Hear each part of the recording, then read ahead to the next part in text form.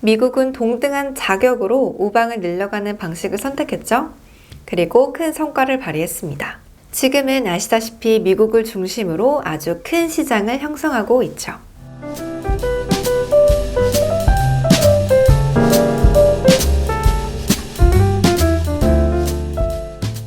로마도 마찬가지였어요. 어느 나라가 막 까불면 가서 흠씬 혼내주고는 형제가 되기로 약속을 합니다. 로마가 오랜 시간 동안 제국의 지위를 유지할 수 있었던 건 바로 이 형제국들이 외세의 침략을 대부분 방어해줬기 때문인데요. 이런 시스템을 대리전쟁이라고 해요. 예를 들면 미국을 위해서 아프가니스탄이 구소련을 상대해줬던 것처럼 말이죠. 하지만 누구도 당연히 아무런 보상 없이 충성을 지속하지는 않습니다. 충성에는 당연히 합당한 보상이 필요한데 로마에 대한 충성의 대가는 바로 명예로운 로마의 시민권이었습니다. 설령 가난한 사람이라고 해도 로마의 군대에 복무하는 것만으로도 시민 자격이 부여가 돼요. 물론 군 복무 기간이 무려 20년이나 되고 제대 후에도 예비군에 편성이 되기 때문에 일단 군에 들어가게 되면 적어도 40대 중반 정도는 돼야 나올 수 있다는 단점이 있었죠. 그럼에도 불구하고 지원자가 끊이지 않았는데 아주 풍족하지는 않았지만 단지 군 생활만으로도 가족을 부양할 수 있을 정도의 월급이 나왔고 제대한 이후에도 로마 시민으로서 누릴 수 있는 어떤 사회 보장제도 같은 게 있었어요. 누구에게나 열려있던 이 기회의 균등은 로마를 지탱하는 아주 중요한 시스템이었습니다. 입증할 수는 없지만 어느 기록에 의하면 septimius severus 황제가 북아프리카 출신이었다고 전해지는데요. 여러 고증학적 자료를 토대로 추정해보면 흑인이었을 가능성이 매우 크다고 일부 학계에서 주장을 해요. 매우 가능성이 높은 이야기인데요. 지금은 북아프리카에 유럽으로부터 이주한 백인들이 많이 살고 있습니다만 그때는 아니었거든요. 뭐 흑인이든 아니든 중요하지 않아요, 사실. 확실한 건 그가 이방인 출신이었다는 거죠. 설령 로마에 의해서 강제 병합된 형제국 출신이어도 자격만 갖추면 황제의 자리까지 오를 수 있을 정도로 엄청나게 열린 사회였다는 것을 알 수 있죠. 이처럼 로마의 시민권은 누구에게나 개방되었을 뿐만 아니라 차별도 없었어요.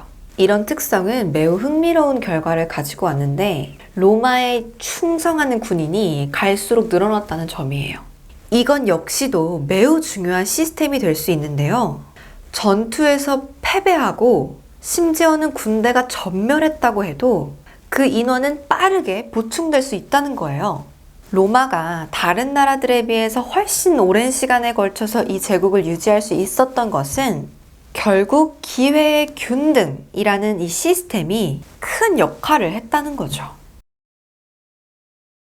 여러분 전쟁의 천재 한니발 장군 아시죠? 그는 2차 포에니 전쟁을 승리로 이끌면서 로마군을 거의 대부분 전멸시키기도 했는데요. 어지간한 나라였다면 아마도 이 정도에서 끝나지 않았을까요? 하지만 놀랍게도 이런 불멸의 시스템이 거짓말처럼 로마군의 병력을 더 크게 살아나게 했고 자마 전투에서 한니발은 쓰라린 1패를 경험하게 되죠. 그는 최고의 싸움꾼이긴 했지만 아쉽게도 전멸되어도 다시 막 우와 하고 되살아날 수 있는 어마어마한 시스템은 없었던 거예요. 한 번의 패배가 결국은 그를 자살이라는 극단적인 선택으로 몰고 갑니다. 그럼 이제 눈을 돌려서 대한민국의 삼성그룹을 한번 볼까요?